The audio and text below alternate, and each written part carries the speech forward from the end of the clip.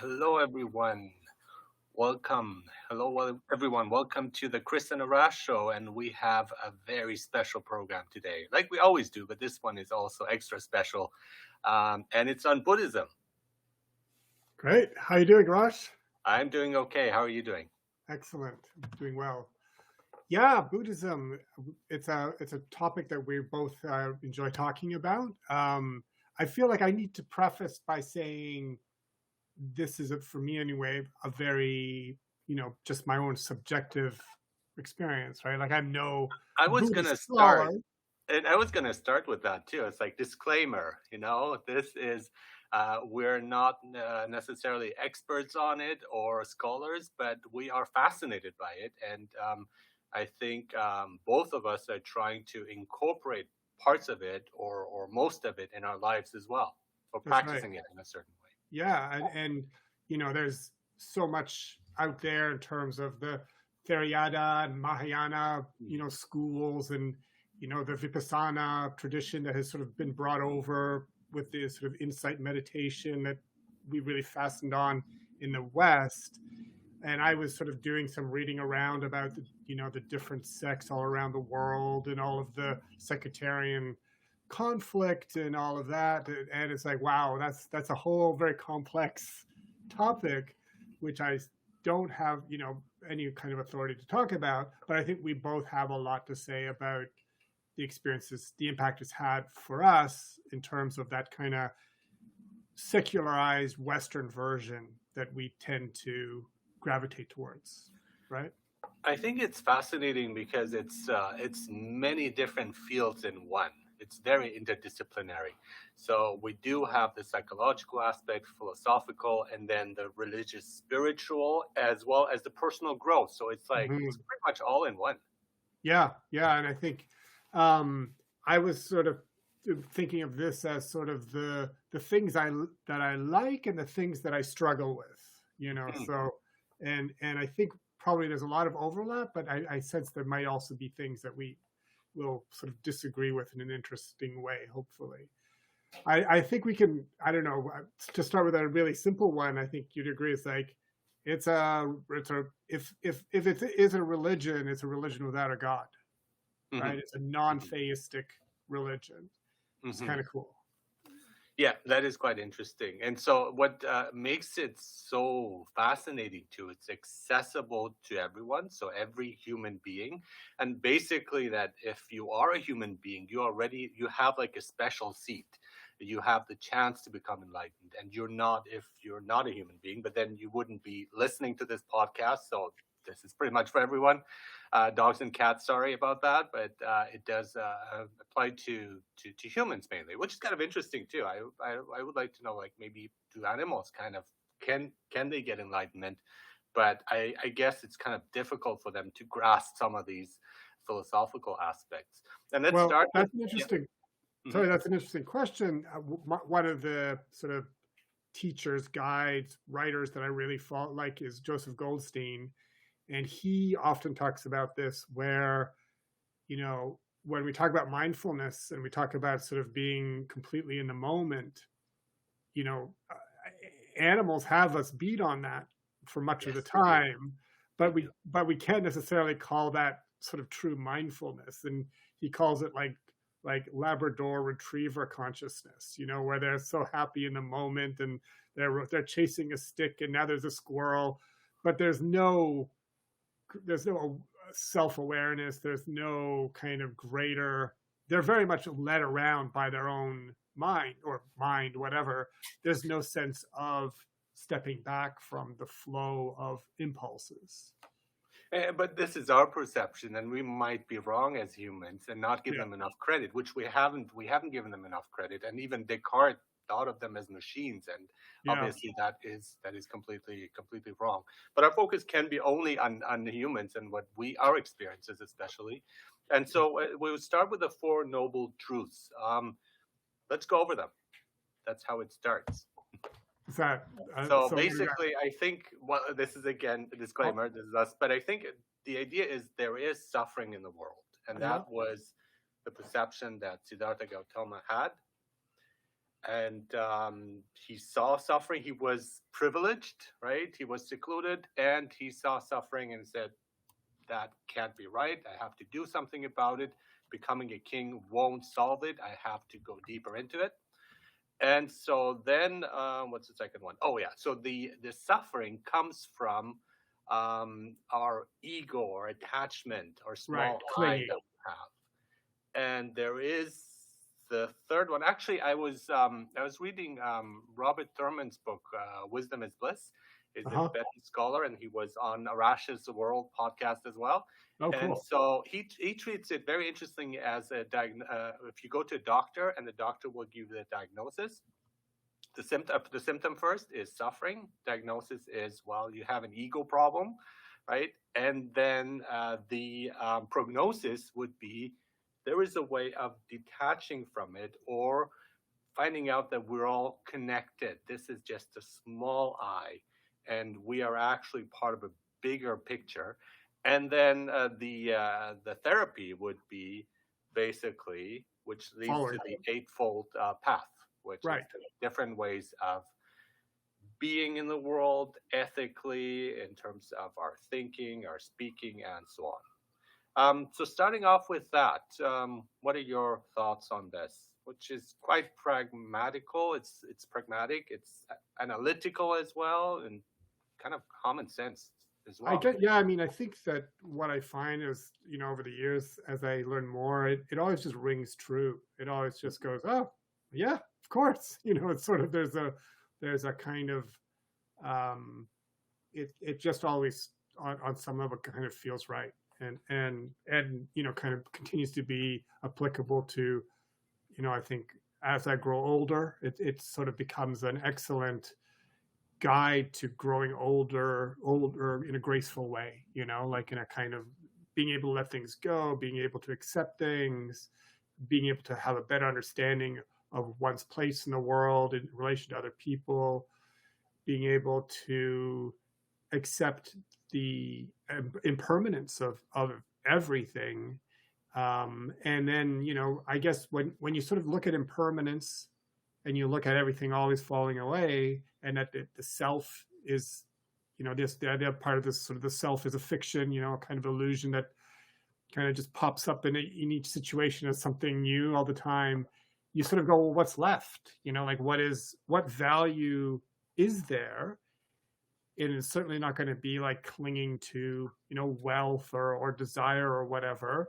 And then you sort of logically go, oh, well, there's compassion, and that, and that sort of connects you to other people, and actually makes for a very kind of meaningful and purposeful life if you can, view others and act out of that compassion. Then suddenly all those other things just become a little easier, where the focus is off the self and more on others. That all makes sense to me. And that was the part I've struggled with, and probably still do, is that idea of the ego and the small I, and the idea of attachment and detachment and suffering and pleasure and so on. But it's, for me, I think it's the small ego is when we limit ourselves, when we limit our view of ourselves and our position.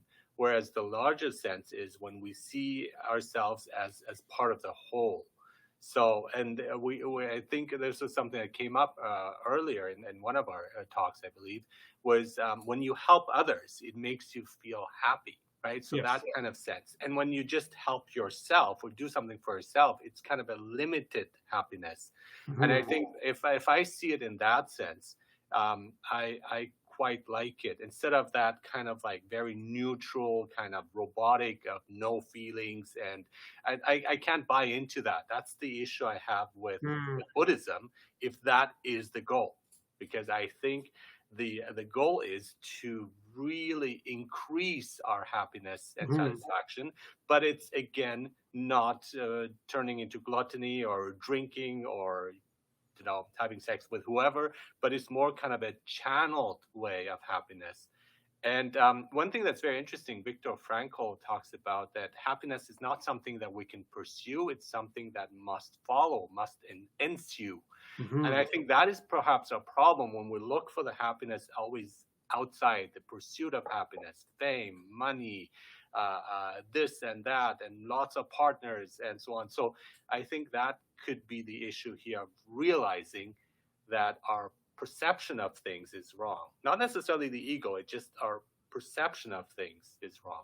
Yeah, and I think because that perception is based on a false sense of permanence, that somehow we are going to get this certain pleasure and it's going to have some lasting value, or even something that we potentially look forward to as something that's going to be this wonderful reward for something, and it just sort of falls flat. It just doesn't satisfy when it's a purely kind of selfish goal, and so I think part of that is that those illusions come out of that idea of the conditioned self, and that conditioned self is the ego, and the ego is sort of very invested in maintaining those. It's not purposeful in that way. It just happens that it's conditioned, so then that conditioning remains. So it's a sort of like, oh, I must protect my whatever it is, my sense of myself as a elevated person at work. Myself, somehow I have this not me personally, hopefully, but someone at work who's really like, I really need respect. I really need people to recognize that I'm very good at my job, and I need to hear that every day. And then it's like, well, you're not always going to be the expert, and as time goes by, new people come with greater expertise, and you'll have to let that go, and that's fine. Like, nobody cares. It doesn't matter. It doesn't undermine your value as a human being. But that ego is going to say, no, do whatever you can to hold on to this illusory sense of being better than others on whatever basis. And then I think the result becomes you become extremely defensive, you become extremely reactive. Everything is viewed in terms of conflict and competition. And then if you just let all of that go and just say, hey, none of that matters, and then you just sort of are freed from it. I mean, that's it. Nothing really matters in that sense. I mean, we still, the things that we think matter really don't. Again, most things. And I find it also interesting when we talk about the ego, because from a psychoanalytic point of view, the ego it has a tough job, because they have to please the superego, which is, again, all these ideas of morality that we have, and the unconscious, which wants satisfaction and pleasure. And I mean, I have to give the ego credit of trying to balance those forces. But in terms of Buddhism, what really fascinated me about it and made me think was actually, I remember reading about a bicycle example. And so when we say, when does the bicycle stop being a bicycle? So this is a bit odd, but I know. I can guess, yeah. And so again, what parts? If we take out a wheel, is it still a bicycle? And if you take both of them, and if you take the handlebar, and so on, so at what point will it stop being a bicycle? And when you think of the ego in that sense, then you realize that the part that we're identifying with might just be the bell, and that's it. And we're not looking at the whole bike. Right. And also, though, where is the self? That it's like take away everything bit by bit, and you end up going, wait, there is no real self here. There's that emptiness that Buddhism points to, and where there's really, again, just that kind of emergent sense of self that sort of flickers in this situation, and then flickers in a little slightly altered way in a new situation, but always feels consistent over time, just as a kind of illusion, just so that we don't go insane. But really, it's just based on whatever the new situation is. But it also seems it's quickly thrown together to handle it. A new bicycle is built. Two worlds too, and two realities. I mean, if like we can look at, this is my perspective, there's also the bigger perspective, but then I go back to my perspective, and so we kind of need to alternate and switch between them. That's how I understand the example of mountains are mountains, then they're not mountains anymore. So you basically zoom out, and then you zoom in again and they become mountains. But the difference is once you've gone through that second phase, that where everything is distorted, where you think you've gone crazy, you actually reach another perspective when you come back. So we can, I think a good allegory would be just not the best example, but doing drugs where your perception changes, but then you come back to in a different way, but you come back to yourself again. So I Mhm. think that's it. And you can't really exist in that other world, the bigger picture that I'm talking about, I think, unless you're full enlightened. But I think even then you would switch back to become like the Buddha did, becoming a human again, except that you feel that yes, there is so much more to life. You've had that glimpse and you can always go to that place. Hmm. Does that make sense to you? Yeah, yeah, and I think that was an interesting point I want to bring up is like one of the things I struggle with is, there's always this prize that's kind of dangled, which is liberation, enlightenment, whatever, which as non-monastic lay people, we're not really going to get, it's not something that's really available to us. So it's kind of always like, well, this is great, and it sort of provides some insight and provides a certain level of ease and some wisdom for us. But there's also that sort of frustration factor. It's like, but you're not really ever going to get the big prize, right? Because we're always going to be more than 1 foot in the ordinary stream of our daily lives, and then occasionally kind of stepping back, and then trying to be a bit more mindful in our day-to-day life so that we're not quite as completely overwhelmed with the sort of all of the desires and all the usual suffering of the world. But there is going to be, like what you're talking about, sort of moving back and forth between those two perspectives, those two realms. And I think that's a hard one to navigate for anyone who's sort of interested in Buddhism. Is always going to be like, how much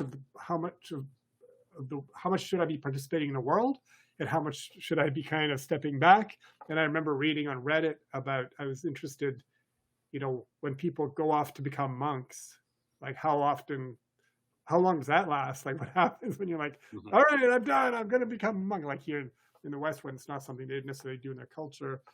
And I read a bunch of accounts where it's sort of like, I think people last about a year, I think, maybe a little bit less. And then they're like, screw this, I'm going back to my family. But it's an interesting year, obviously. But, there comes a point where you're like, okay, I'm not a monk. I do still have some karma here in the ordinary world. And the idea of monk, like when I was a teen, that was something that's like, yeah, I want to do it. But then I said, well, why not, if I can be a monk, or if I can reach satori or enlightenment and epiphany, then why not here? Why do I have to go to a secluded place? And so if you can have it there, you should be able to have it here as well. And so the other thing I'm also finding fascinating is ex-monks, because what does that mean? Do you still have that? Is that what they're talking about? Then yes, I would love that, to just go there, get my enlightenment, and come back and say, okay, here I am living my daily life. And I think it's also when we pursue things, going back to that pursuit, and where you pursue enlightenment, you're kind of deluding yourself. That's part of the delusion. And so it's like looking for your keys outside, but the keys are inside already, somewhere in there. So I think a lot of people also approach Buddhism for like what it can give to them. And it becomes frustrating, because that's what you're doing in that sense. If that's the case, then you're just feeding your ego instead of, and that's what could happen with meditation too. If it's used for that purposes, you're just basically channeling that ego part of yourself. And that has happened to many people, even like scholars and monks themselves. And that's why you have, I think, then in the Zen tradition, I like the koan, where you just like, oh, I got it. And then the master looks at you and saying, no, you didn't. And so it's kind of like a realization, and not to worry too much about it either. I think when you're too concerned about something, then it's just preoccupied, and you won't be able to see the mountain for the tree from the forest. Or is it the forest from the trees? One of those. Yeah. I think, yeah, I hear what you're saying. I think, I think of, like becoming an athlete, right? Like if you want to go to the Olympics or something, you're probably going to have to at some point quit your job and start training full time, because you're going to need to reach a certain level of fitness that you're just not going to be able to do evenings and weekends while also holding down a 9 to 5 job. But you could still do a couple of marathons here and there, and you could still do a bit of exercise. I just don't think it's, and so similarly, like I don't think, like to me, meditation is going to the gym. Like that's the, I mean, figuratively speaking, not actually going to, but it's sort of like that's the where you go to do the heavy lifting, where you're gonna go sit and do your like whatever hours at a time in a retreat or whatever it is, and truly sort of let all that conditioning fall away, and just sit through it. It's not fun, and as from what I hear, not that I've experienced it at all, but, just sort of that having to just watch the layers just fall away and just getting down to that essential self. And then coming back from that experience, really with a sense of detachment that you wouldn't have had you been practicing sort of here and there and still very much in the swim of your ordinary life. And I don't think it's possible. Like I just, because I've never been on like a 10-day retreat or even a 1-day retreat. But when people talk about that experience, it's sort of the first 3 days are hell. And then you break through to this point where you stop craving all of those little things that you're missing. Like, oh my God, 3 days I haven't checked my phone. Oh my God, I want a coffee. Oh my God, all those things. And then you're just like, oh my God, now it's me without all of those impulses, without all that conditioning, and I'm just being. And that must be a really awesome experience. But I think we don't get there, because I'll do like a Saturday where I, won't look at my phone, and I'll do a lot of meditation and maybe be out in nature and just be on my own. And I mean, that's not like a real retreat, but I can feel how I'm sort of, my mind is in a better place. So I don't know. I don't know. I don't think, for me anyway, it doesn't seem possible to attain any kind of like enlightenment without that retreat experience. Maybe, sorry, maybe or maybe not. I'm not sure. I would actually disagree with that, because that seems like there's only this specific way of getting to a place. And when I talk to people who do practice Buddhism, I feel like they're actually quite open. I say, well, this is one way, and there are other ways, and those ways will probably take you to the same place as well, as long as it's like, I think with psychoanalysis, you do the layers that come off, and it's terrifying. It's painful, but it's like it's something that's really good for you, and because it's also liberating at the same time. Yeah, possible.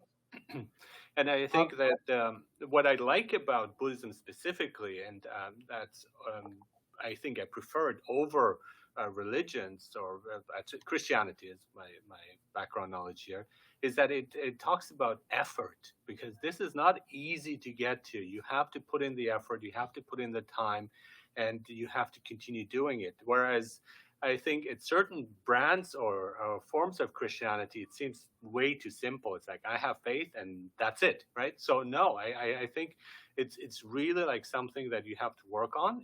You have to have a certain amount of discipline. You have to keep doing it, like training. I like that, the example of the athlete. And then you, however, get to that high, and once you do it wholeheartedly, and not sure you necessarily need specific conditions to do that, but as long as you do have the will to do so, that is the most important part, I think.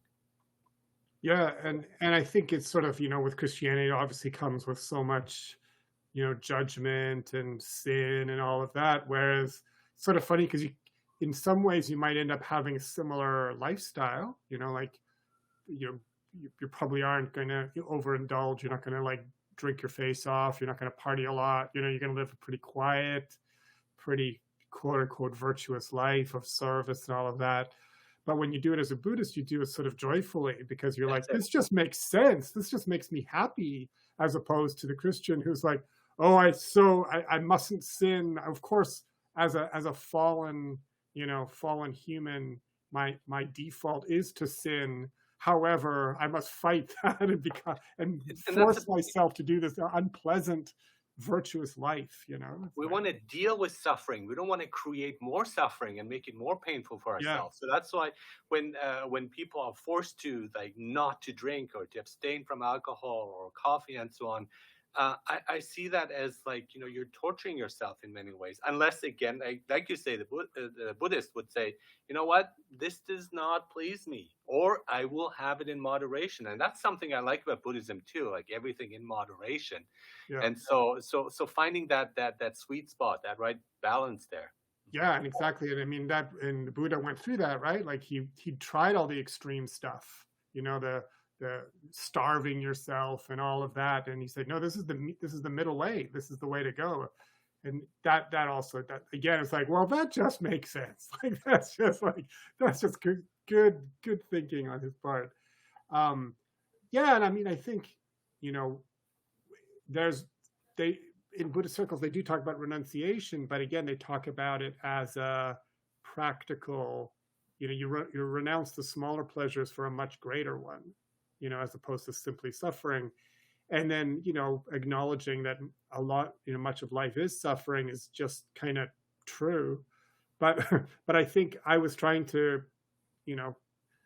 anticipate or sort of imagine what some of the criticisms are. And I was reading around and, there is that thought that it's, in a way, non-life affirming. Like it's in a way, it's like, I mean, and I don't agree with this necessarily, but I understand where it comes from. The idea that's the part I would attack, the non-life affirming part. That's the part that I would be uncomfortable with. Right. When it comes to Buddhism, or that view of Buddhism. Again, I think there are different views, and some of them are distorted as well. I think that essentially it's very life affirming. It's all about joy and pleasure. And you look at I guess the Dalai Lama as somebody who's always laughing and is always happy. So if you are suffering, then you won't be happy. So it just like you're happy just being in the world and enjoying life. But for me, detachment is that you don't let it control you, that you have a freedom of dealing with these stressors, dealing with the pain in a way that doesn't engulf you. That is, to me, detachment. It's not just like living in a monastery and not seeing anybody and not having any technology. In fact, I've seen quite a few monks, Buddhist monks, and I was staying at UBC, and there were a few who would come in and do talks. And it was just amazing. They're in the slippers and ropes, but on their cell phones. And that's just like, they're not renouncing technology. They are using it in a mindful way. And I think that is really the message, that we have to or use these pleasures in a mindful way. I think that's what I would take away from it. Yeah, I have for sure. But I've also heard accounts of people saying that they have a family, they have children, and they're kind of deep in their practice, and they sort of go a bit numb. They're kind of like they're playing catch with their kid in the backyard, but they're also like reminding themselves of impermanence, and it's like all of this will pass, and there's sort of a distance that sort of starts to arise there for them. I mean, I'm not saying that's not necessarily baked into Buddhism itself, but it's a kind of side effect for some people that meditation, whatever, brings about. You get some detachment, which is healthy, but then sometimes people get this, just complete disconnection really from daily experience, because everything is impermanent, and so it's almost like you're just stopped living in a way, because you're so mindful of the fact that things are going to change and all of that, and you're that you're just no longer participating in life. You become disengaged. Yeah, and that part of it is I don't agree with both sides, both the impermanence as well as the way it's being done. And if you look at the Buddha himself, Siddhartha Gautama, he left the on his quest when he had a son. Like Yeah, he and so to me that's horrendous. I mean, I yeah, know he is a great person, and I know we have to like in a way worship him for what he's done and what's brought to humanity. But at the same time, I think that's just god awful. not a, yeah. I mean, he's a dad, right? And so he's had his responsibility to And his it's like I offspring. don't want this attachment. It's like no, that's not attachment. That's joy. That's pleasure. That's like. But I think that might have been him in his ignorance, because then afterwards he would not have done it if he had been the Buddha, I guess. But I think that's we can only speculate on that. Yeah, yeah. But I mean, there is that element of like, I there are all sorts of people that I, teachers, writers, whatever, who I really admire, and they are, but and some of them do live a monk-like existence, and it's sort of like, okay, they've attained something, but at a cost, obviously, right? Like they're not living necessarily a full human life. Like and they, I mean, they had a very, like the Buddha, they had a very strong drive towards enlightenment, right? Like I'm going to do this, and I'm done with sort of earthly pleasures. I see that they're all empty. And so I don't know. Again, it's something that I sometimes struggle with, because I do find myself sometimes really getting into my practice and enjoying my practice, but there comes a point where I'm like, what am I doing? Like, am I a monk now? And I always think of it as that tension between being and doing, where it's like, it's great when you have that experience where you're just experiencing being, and you're not completely lost in doing. And that's, meditation, all that brings that. But then I'll just sort of like a little sort of alarm bell will go off in my mind. I'm like, yeah, great, but like, remember to still live your life. Like, this isn't supposed to be like unplugging and you're like, now we're done. It's like you go do that, and then you come back refreshed. You come back more available to the people around you, more present. Like Mhm. that's the real payoff to me, right? Like I think, as That's opposed absolutely to the sort of the part where you get to kind of escape from life. Mhm. I think that's mindfulness and how it's being used. I completely agree with it. It's of seeing like of being present, and you said it, of being present, of knowing what matters and what doesn't. And so that pleasure that you supposedly get from having more money in your bank account, which is pleasant, of course, but Yeah. it is not as fulfilling as doing something with it, of going out with friends and eating in a restaurant or those kind of things. So it's like the time you spend on technology is great, but if you go and see a sunset, that pleasure is so much more because it involves other things. And to know that difference and not being driven by that, I Yeah. think that's what mindfulness brings. But the idea of saying like have none of that and just detach from it all, I think that's actually that's extremely dangerous and harmful. Yeah. I mean, there's that phrase like happiness is a state of mind, that's Mhm. sort of, and that, meditation is a way of nurturing and developing that state of mind where it's really quite independent of external events, right? And we all have this resilience to some degree, and what is the formula, for happiness is sort of, there's a genetic portion, and then, there's a, sort of whatever your default happiness is, and then it's like 10% is external events, sort of, and as long as you're not like, in sort of phase 4 cancer or whatever, or on fire, if you basically, your physical needs are met, you're going to probably be about this happy regardless. And then there'll be a 10%, you know external thing that will change a little bit. And so it's sort of like, if through meditation you can increase your ability to be completely independent of that, is a great promise. Like, I'm like, that sounds great. but in the same time, I'm like, yeah, but we're still social animals. Like we still require connection. And I guess on one side, if you're doing, loving kindness meditation, it sort of connects you with the broader human race or whatever. So I guess you have that. But I just sometimes I don't know if I know the answer to this, but I just sort of struggle sometimes with that idea of this wonderful state where your happiness is independent of external events versus the fact that we really do need to be connected to other people for our sanity, But they're for our not mutually exclusive. You can have both. And so the thing is, like, when a person says, I'm gonna retire from the world, and I think that's the small ego speaking.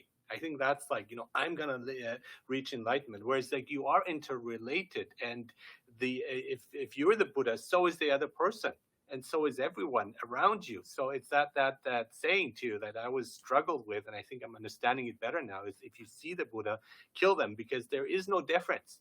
You are no different from the other. We're all interrelated.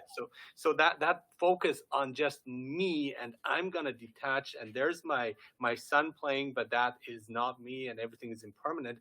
I think that is seriously flawed.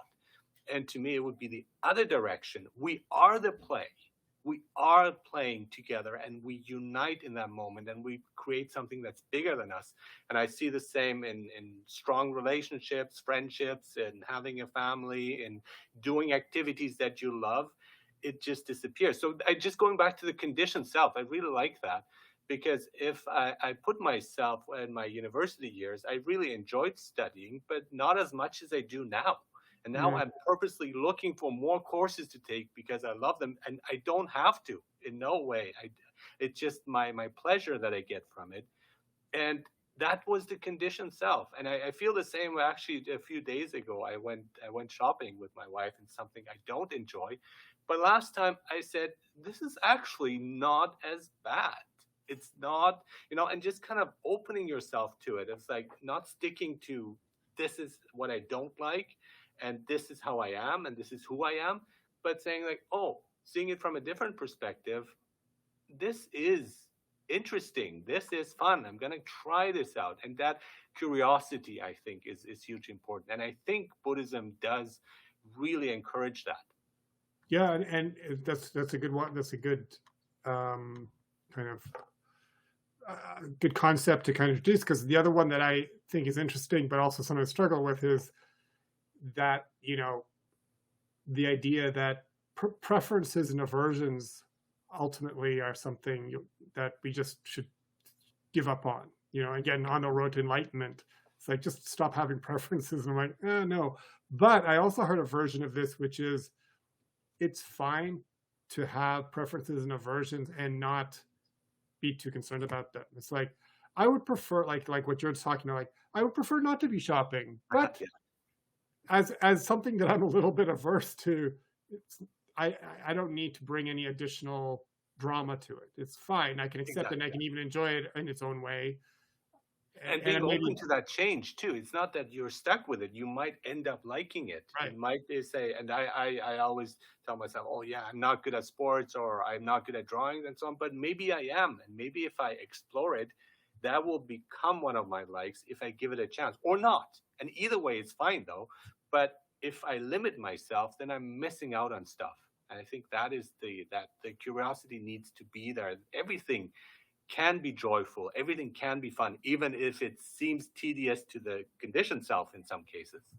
Yeah, and then that also, it sort of reminds me of the sort of somewhat related concept of this sort of, what is the second dart or the second arrow, which is sort of, the what is it, did I say?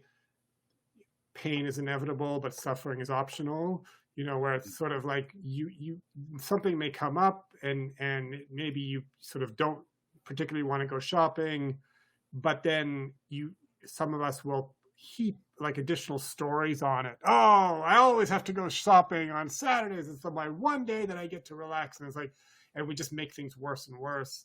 And that part we didn't need to do. Like that, we could have just been like, yeah, not my favorite thing. Anyway, I'll leave it at that, as opposed to, piling on all the additional suffering. Yeah. That was a helpful concept for me. Yeah. Definitely. I mean, we do have our own unique self, and that's we can get to impermanence here and the notion of the ego. And I think the self, again, I like the idea of the small self, which is the one we usually identify with, which is Arash and Chris and so on, with all the things that we think we are. And then there is the bigger self, which is much more than that, and that's just the tiny dot in this huge circle. And that's what to me Buddhism is. And once you connect with that, you realize that reality is not suffering, is not just drab, and so there is pain and suffering in the world, but you realize that it's also very magical in its own. And I think that notion of magic is I do think it exists in Buddhism, but I don't see it stressed enough because there seems to be too much concern about reality. But then the reality we're talking about is not the reality we think of when we think of reality. So it's much more than that. And that's why I like certain aspects of certain religions where there is that element of magic, of the supernatural, of powers beyond kind of powers that we can imagine, and imagination, and those things I think are hugely important. When you focus only on a small part, the philosophical part of Buddhism, that is to me very limited. Well, I mean, and that's another part that I mean, I guess in the West, it's easy to kind of just follow a very secular form of Buddhism, but for the rest of the world, reincarnation, for example, and karma as a kind of almost physical law is an accepted thing, right? And I don't believe in reincarnation. I don't think that there's any. I don't believe in karma beyond, except in a most abstract sense. Sure, but we also see a lot of times when bad people get to go unpunished and so on, or whatever it is. But so that's one that I know people will often raise as like, yeah, Buddhism is interesting, whatever, but in a way it is a religion insofar as it does have these sort of supernatural trappings, and reincarnation being the big one. But I don't know. Do you believe in reincarnation? Yeah, just get to that in a moment. But I just thought of the Ten Commandments and then the Eightfold Path, and this is like, here, this is the guide. This is how you should live. This is how you should do things, and it's pretty much the same thing. There's a lot of overlap between the two, and I think where Buddhism, in my view, gets it wrong is I do believe in a personal soul, and I do believe that there is an aspect of us that does continue. It's not just the limited self, but there is one that has consciousness, that has awareness, that the experiences we've had, the energy, so to speak, will exist and carry on. I do think that.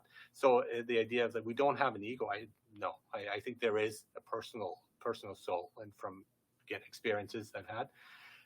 But whether that can be combined to kind of like Soul, the Disney animation, where you kind of like recycled and joined and put into another body, I don't know. I can't say, but I do know that something does exist, and I do believe, in a certain sense, I can see it, that part of the self is continuing throughout different existences, right? So I could see that, but I'm not too sure. It's not something. Yeah, it's. I mean, it's a really tricky one, and I mean, I think there is that version of it where maybe in many places in the world where it's simply you, like some sense of something that you can identify as specific to how you feel about yourself in this life, can take on a different form in a new life. But then I've also heard a far more abstract version, which was essentially, I mean, because to me, what's in Buddhism, there isn't a self, right? Like there's this idea of no self. There's this, so what is being reincarnated, and what I've heard is being reincarnated is all of the, as one person put it, it's like all of your neuroses gets reincarnated basically, and not necessarily, you don't even have to think of it as you or your neurosis, but a pattern of neurotic energy that sort of always reacts in a certain way to certain situations, that continues in the world in a sense, sort of like, so maybe anger or jealousy or whatever, as it sort of, that energy continues in the world, and you have contributed to it in some small way with the little pattern of your emergent self in your little corner of the world. But and I think in that sense, Christianity is more effective, because when it takes away that personal thing, it's like, okay, your life is just limited to this, but then basically, like atheism, you could basically do whatever. Yeah, why should I follow this? Why should I follow this path? And with it comes with a stick in Christianity. If not, okay, you will be beaten and you'll burn. So, and I think that notion, I think is I think it's a bit misguided. And again, that's my own view of it. And I think that Buddhism is kind of also iffy in terms of when it comes to the universe. And it seems like this like powerful thing. At the same time, it's like, yeah, but it's part of us and so on. And I think even like today, it seems very human centric to say like, okay, this is all, and we reach enlightenment, and that's all there is to it. Why could we not allow for higher beings? I'm not talking about necessarily a personal God, but just higher beings. And in Tibetan Buddhism, there seems to be that idea of gods and goddesses and so on. I find that fascinating. And again, it can be more than one. We don't kind of the Hinduistic way of seeing things. But I think the idea of that's all, and we can reach enlightenment, but there is no guidance beyond ourselves. I don't agree with that. And that's my main issue here with Buddhism. Yeah, I guess, I mean, for me, like when we read like in psychology, and where they sort of, again, have that, these concepts of a self that isn't really there, the sort of it's a smoke and mirrors to make us feel like we're a consistent collection of beliefs and values and eccentricities. But, we change so much over time that it's really kind of, to me, this sort of fits with that model from Buddhism. And then it's sort of like the bicycle that you talked about, the wheels come off, and then finally the frame disintegrates, and it's like, well, what part of that was bicycle? None. It was all just a thing that came together briefly, like a cloud in the sky, and then it just kind of dissolves. Yes, it's fluid though. Identity is fluid, and so when we look at it, I mean, our body changes, our physical aspect changes, our mind changes, and I think change is an important part. And Buddhism talks about that, and I think that is, to me, that would be impermanence. Things don't stay the same. No. And that is, I think, important. Whereas we have a very static view in certain belief systems, and where you think, okay, this is who I am, and you identify with the flesh, your face, and so on. But then Buddhism says also, well, what happens? I mean, if you think of it, where when you're a child and you're now, there is a huge difference between the two, physically, spiritually, mentally. But there is also something that connects them. And that is, to me, the identity of the person. That thing that connects who you are from when you were a child to now, and maybe from before you were born. And that is, to me, that line that exists. But the problem is we identify with things, with our physical aspects, with our looks, and we become obsessed with our looks. And when we see how people lash out when you say something, it's like, oh, you're fat, or you're this, or you're ugly. And we take it in a very personal way because we identify with that. But that is not real. That's just part of it. That's the part of the bike. And I think I see the self as so much more. Or another way is your perception of, this is who I am, right? You might be wrong, you might be right. Most likely you're wrong, because we have very limited negative view of ourselves. We think we're judging ourselves. But then there's the view of others, how others see you. And often we see they don't match. You say, oh, I thought I was incompetent, but everyone around me tells me I'm competent. Are they telling the truth? Is it like imposter syndrome and so on? But in the end, you are, right? So it's that kind of like different perspectives. And once you get rid of that conditioned self, I think that is when you open up and you say, yeah, it's all like part of a whole. Yeah, and I think again, it's like our defensiveness, our ego leads us to being all kinds of illusions because we cling to that. We cling to kind of wishfulness. And I like this concept of, I think it's Pema Chodron who talks about this groundlessness. So it's sort of like, I've heard also described as, as you become more aware, you have this sense of kind of falling, like as if you've fallen out of an airplane without a parachute, because nothing is sort of firm, everything is impermanent. But then you sort of realize it's like, yes, you're falling out of an airplane through the sky, but there's no ground.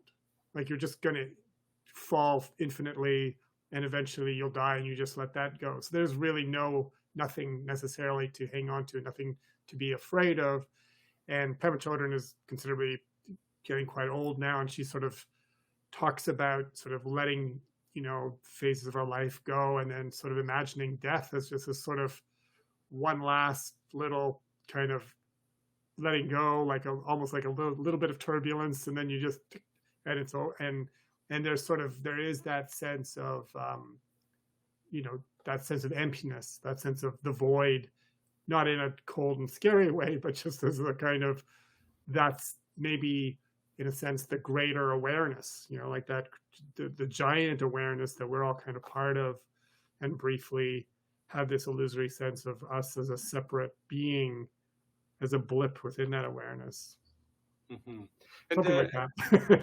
I mean, and the fear is really, I think death is just, we are afraid of that switch into another state, and we're thinking that we're static. And it's like, I like the idea of like, it's a door that opens, not one that closes. And and it's just a different form of existence. And people who've had near-death experiences, who were clinically dead, and they do have this feeling, this sensation in common when they talk about this tunnel and feeling love and warmth and so on. And I believe that. I firmly believe that. I don't think it's a trick of the brain and so on. I think there's more to it, and I think that does exist. And I think that we are too obsessed with things, like we said at the beginning, that don't really matter in the grand scheme of things, that our view is really distorted. And Buddhism does a great job of focusing on it and of giving us the tools, basically. But we have to do the constructing, and we have to really adjust to also who we are, our own needs and so on. They can't just, I don't think you can just blindly follow that. It just, modifying it to your own person and being. Yeah, I mean, I it's always an interesting, interplay between us, because I don't believe in any kind of afterlife or anything like that. But I think that though I don't believe in an afterlife, there is a sense of this sort of wider, to say a wider self is maybe even too grandiose, but there is that interbeing, a sense of like that not feeling separate, from existence, whatever. And Thich Nhat Hanh, talks about how, he lives on in his students, he lives on in the work that he's done, and all those kind of things. And it's like, yeah, and as I get older and mortality is more in my mind, I'm like, okay, like I don't have kids or anything, so that maybe some small ways, some small act of kindness or something that I did. That doesn't give the comfort we would get. I think more like a kind of like the purgatory thing. Like we go through, like, that's what I like about reincarnation. It's like, okay, so this was my try, this was my shot as this person. It's like roles we play, and this is now I'm going to have another role. I'm going to be another person, and get it, like, try to cleanse yourself, and kind of this constant cycle until you reach that moment where you say, you know what, okay, yeah, you did it, you won the big prize. And I think that is to me makes a bit more sense personally, but it's also more satisfaction. instead of being of something like, okay, yes, I will become part of the earth and so on, and my body will dissolve. And to me, I don't think that's true. It's not that to be in denial and wishful thinking. I just don't think it's true. And based on a lot of struggle and a lot of thinking and a lot of grappling with things, the realization is, wait, that's not it. There's more to it. And as I discover, and of course I could be wrong, but there are certain things that happen, and you go, okay, this is just bizarre. And I think those are being open to coincidences, to feelings, to sensations, to all those things. I think is very important. Instead of like again closing off in that limited view and saying, okay, wait, there is more to it. That's why also agnostic, I think, is a step in the right direction. You're like, I'm not firmly believing this or the other, but I can be swayed either way. And I think that is a curious mind of like, I might be wrong, right? Same here as well. But it's like when I look at the evidence, not just science, but also experiences, personal experience. And I think that's undervalued.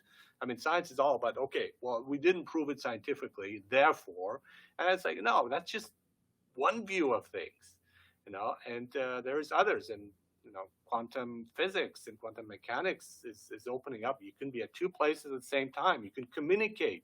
Telepathy could technically exist. Well, let's be open to that. Well, there is one personal experience we all have that will let us know if that's true or not.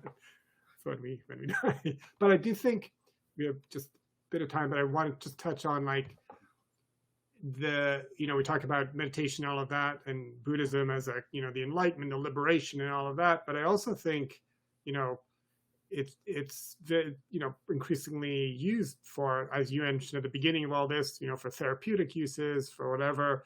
And one of the things that I find very compelling about it is the way that is linked to creativity. And I think that was the big one for me when I kind of was like, and John Kabat-Zinn, who wrote Full Catastrophe Living and all that, he talks about that, like creativity. If you try to, the mistake that we make is we try to think our way into creativity. Like we think it's all about, just knowledge and skill or whatever it is. And it's like, you really don't achieve creativity until you hit a level of consciousness and, the meditation, mindfulness, all of that. So, not just as a way of liberating from samsara and all of that, but as a tool for being as creative and fully kind of, alive as we can be, I think is another great reason to get interested in all of this. And so you don't have to go to a monastery for all that, but, like another good reason to set aside some time to do some meditation, all that, because it's going to lead you to those levels of consciousness that are going to be where you are going to perceive things so differently and see things. And so I know for you, that would include sort of the supernatural, but for me, it's more like it's a much broader perspective that now allows me to see ideas and concepts in a new way, and it allows me to connect with people in a completely different way. So I really like that tool, the idea of tool, and I can see we can expand it to all religions and say they're tools. Now, some will resonate with you and some will not. You might say, oh, this is not for me, and I'm going to choose the other tool. But the aim, if you feel fully engaged with it and you're not just in for your own personal profit or your ego satisfaction, if you fully engage with it with your whole heart, I think it will lead you to the exact same place. And that's my hopeful finish here of, again, being an optimist. And I think you cannot be but an optimist when it comes to life. We have to be, and that is something. But it is magical. It is wonderful. And once we notice that, we realize that our perception is often, the suffering is really self-inflicted in many ways, even though we don't realize that. And certainly our sense of being separate and isolated, right? Like, and certainly all the sort of Buddhist stuff definitely has linked me to a whole community of people who are interested in this. So it's definitely something that, even though a very solitary kind of experience in meditation, sort of inevitably links to connecting with other people in a meaningful way. Wonderful. And this is what we're doing, and this is what we're doing with others who are listening, who are watching us. Thank you, Chris, as usual. Thank you, Arash. And thank you, everyone, for listening, for tuning in. And we'll look forward to seeing and having everyone again on our show, on the Chris Arash Show. Thanks, everyone. Bye-bye.